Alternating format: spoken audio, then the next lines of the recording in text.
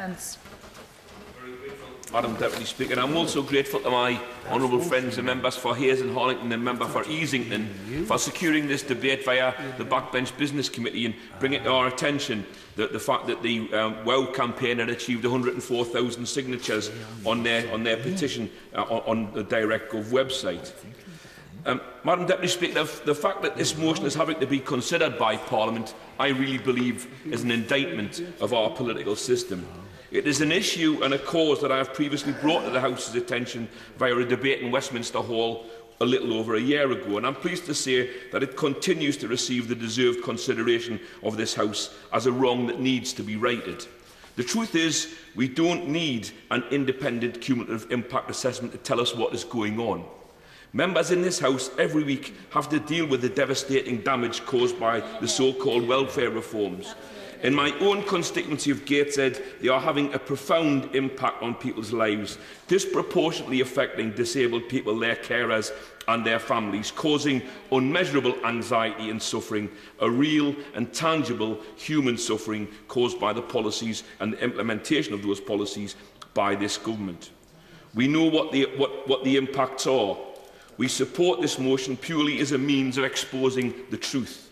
That we have a government driven by one consistent ideological principle, a determination to protect the privileged, achieved by demonising and attacking the poorest and most vulnerable in our society. I'll not give way for the moment. How else can you explain the fact that of the £63.4 billion of public expenditure cuts forecast by 2015, 29% of those cuts fall on disabled people who make up only 8% of the population?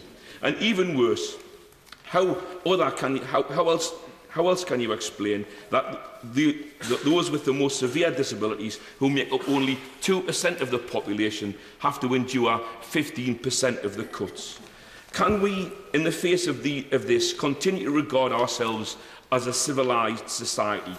What kind of civilised society is it that seeks to finance its deficit recovery programme out of the suffering of poorest and most vulnerable, whilst managing to target tax cuts to the most privileged? Madam Deputy Speaker, 31 people died in the 3 years to October 2011 waiting for their appeals against their assessment that they were able to work.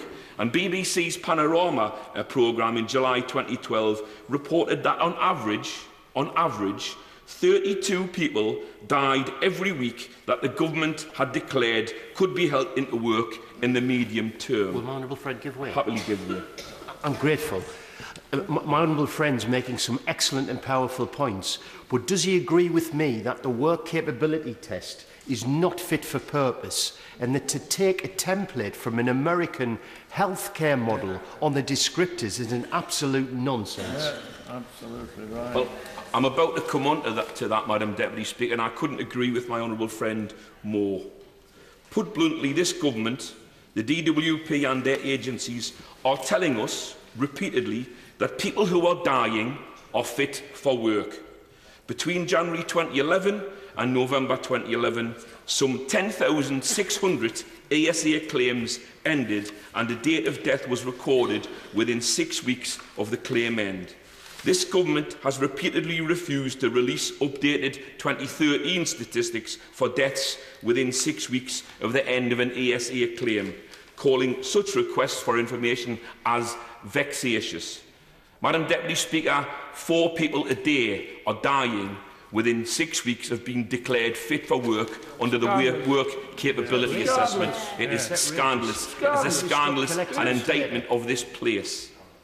Some might consider this bad taste, but I'm told there was a story doing the rounds, Madam Deputy Speaker, that when the bones of Richard III were discovered in Leicester, that Atos carried out an assessment and judged him fit for work. Yeah. Mr. Speaker, it would be funny if it wasn't so sad. It's a sad truth faced by 12,000 plus families who every year face their own personal tragedies of this nature. It is a reality. As if not bad enough, workfare and welfare reforms are, of course, only part of the impact. Cuts to local government expenditure also impact most heavily on the most vulnerable. The largest share of adult social care users, older people, people with physical disabilities and people with mental health problems, have to bear the brunt of reductions in social care. The recent joint inquiry by the All-Party Group on Local Government and Disability showed 4 in 10 disabled people are failing to have their basic social needs met, and nearly half of disabled people say that services are not supporting them to get out and about in the communities that they live in. 3/4 of 4,500 respondents to the Tipping Point survey said losing some of their DLA income would mean that they would require more social care support from their local council. And this is at a time when councils with the largest numbers of chronically sick and disabled people are suffering the largest cuts in grant from central government. Madam Deputy Speaker, in my youth, I was actively involved in many Amnesty International campaigns. Places like Chile, South Africa, campaigning against oppressive regimes in Central and Latin America.